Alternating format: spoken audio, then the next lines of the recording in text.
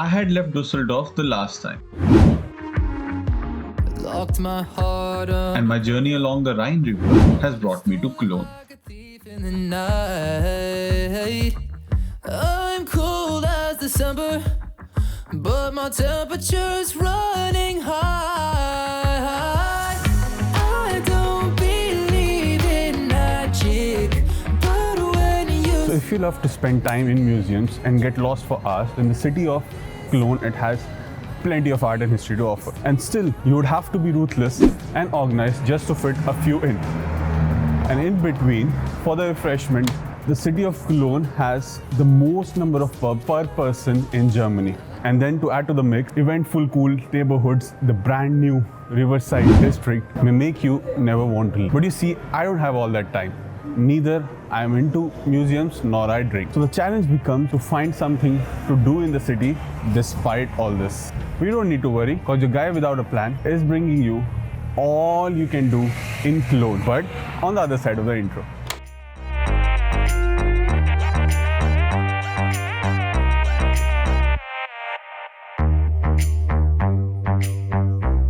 Now, the first stop I'm heading to is the most visited destination here in Germany. And it happens to be the second largest building thanks to its 19th century towers. So yes, you guessed it right. It's the Cologne Cathedral. locked my heart up, but you stole it like a thief in the night. I'm cold as December, but my temperature's running high. I don't believe in magic, but when you smile, it's too good to be true. I love this art. So this international pilgrimage site has held the reliquary of three kings since 1164, and it was in 1284 that this design, which is inspired by the cathedrals in the northern France, it came into existence. You just cut them in two. You're my supernova, the way you're lighting up every room. Inside, there's a dizzying profusion of invaluable art, like stained glass windows from the 1500s, the 10th century Gero Cruz crucifix, and a black marble high altar from the 1300s, carved with niches featuring images from the coronation of the Virgin. But the gilded shrine of the three kings is what draws the crowd. You're stealing my heart, baby, stealing my heart. Okay, so just came out of the Cologne Cathedral, and oh my god, first of all, they had like put some time limit on the beginning, and then since it's COVID, they were not letting people in, so it was like a whole bunch by bunch what they were sending. So I had to like stand 1 hour, and I'm feeling I would be late for the museum where I wanted to go, which was a chocolate museum, but it will come later, so let's not jump. But now I'm heading to my next destination, which happens to be a fountain, and you'll be wondering why I'm gonna show you a fountain. Don't worry, you know I'll jabber about it, so just stay tuned. Firstly, the fountain was designed and built in the New Gothic style in 1899 by cathedral sculptor Edmund Renard, and it survived the world wars. Secondly, the water fountain is based on a local folklore or a poem to be specific. The fountain has a central part that rests on a three-legged base. A water basin is laid out under the base. Alright, so if you are into art and museums, then you should not miss Ludwig and Roman German Museum. But I'm not going there. Talking about the things I am going to, it's the old town part of Cologne. So let's head there.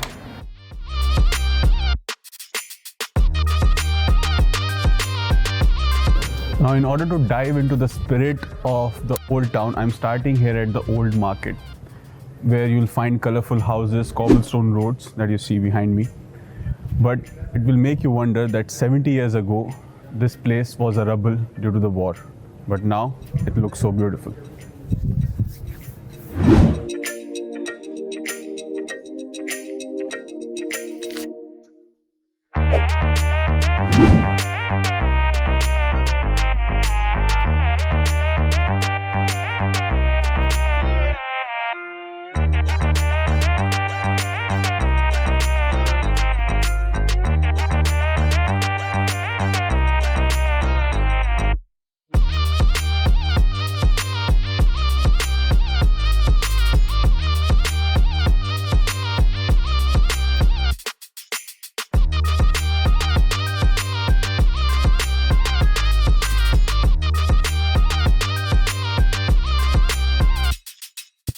The Great St. Martin Church has been part of the Cologne skyline since the 12th century, and again another monument which was destroyed during the war had to be rebuilt afterwards. Therefore you have the interiors which match how it used to be in the 12th century.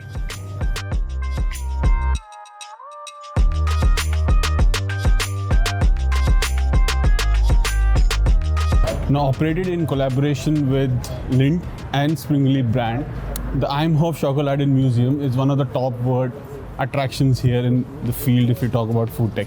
And me being a food technologist, there was no chance I was going to miss this museum. But the thing is, I am late, but I'm just hoping you allow me to enter, and it's worthwhile the money I spent. So yes, I spent around 12.5 euros as an entry fee for the museum. But if you're a student, which I'm not now, you can have it for 10 euros, I guess. And it's a bit of a walk from the main old part of the city as well, where I'm coming from right now. So I will see you once I enter into the museum now.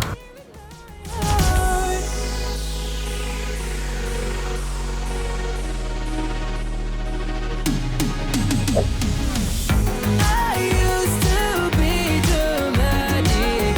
Now I'm so chill, collected and cool. My love is automatic. You're stealing my heart, baby. They also have put the recipe of some of the chocolates that they sell. You're stealing my heart, baby. Stealing my heart. You're stealing my.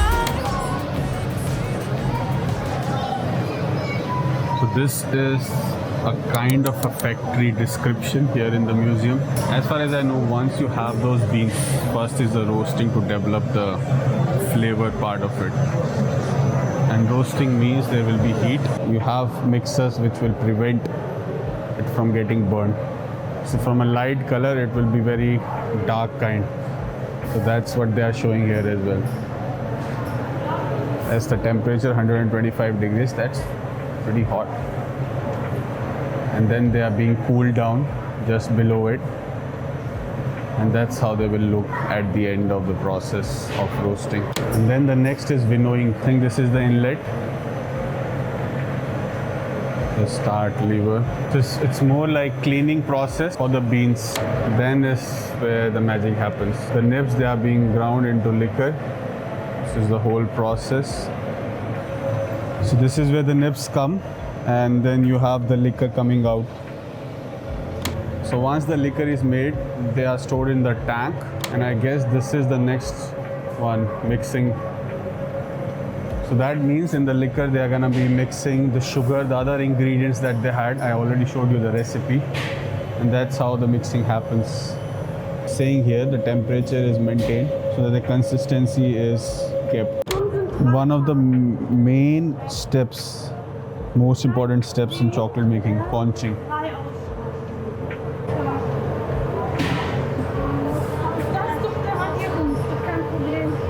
Which makes the thing smooth. Actually, I said conching was the main one, but along with that, tempering also is another important process. Let's see what happens. So once you have a molten chocolate, it has to be cooled to an appropriate temperature, and that's what this tempering process is all about. Otherwise, you'll just have multiple defects happening. And then follow this thing, and we arrive at the molding point. Here you can see the molds. The mold, it goes up, and the depository deposits the chocolate onto it. As soon as they are poured, they go into this cooling chamber.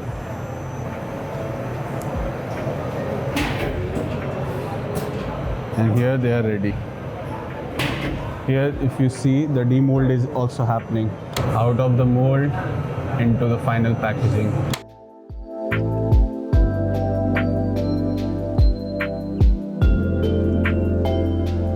So this bridge that you see, there are two bridges in front of you. The one which is nearest, I'm not talking about that one, I'm talking about the one further than that. That is gonna be my next stop. Yeah. The tiered arch bridge between the cathedral and the Cologne Triangle dates to start of 20th century. When it was rebuilt after the war, it was restricted to just rail and pedestrian traffic, as you can see right now. And this bridge is the best way to cross from the cathedral over to the Cologne Triangle. Another thing that has happened here is in the last decade, the bridge has become another to be taken over by the Lovelocks craze. Couples attach a padlock to the grating beside the footpath and throw the key into the river as an expression of permanence. These locks now they amount to more than 2 tons, and while many structures have been weakened by these locks over Europe, the sturdy Hohenzollern bridge can handle the extra weight. So I've just crossed over the bridge and I'm going to the last stop in Cologne, which happens to be called Cologne Triangle. It's a skyscraper. Back up, had to get my racks up, pull up in the bench truck, baby please don't act up.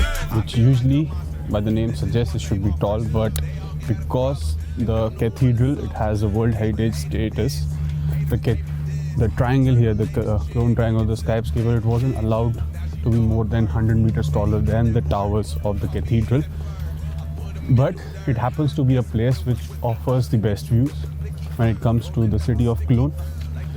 And the timings, I think it is open till 11 o'clock in the night and it has €5 ticket. I could not buy it online, but I know that they do offer an offline version as well. So that's what I'm gonna do, and the rest of the things I'm gonna be speaking up would be from the top. No need to think, she go to work, she make it twerk, yeah. Go to work, go to work, go to work, go to work. I ain't no regular, don't hit me up on my cellular. So the whole city is visible from the top of the Cologne Triangle.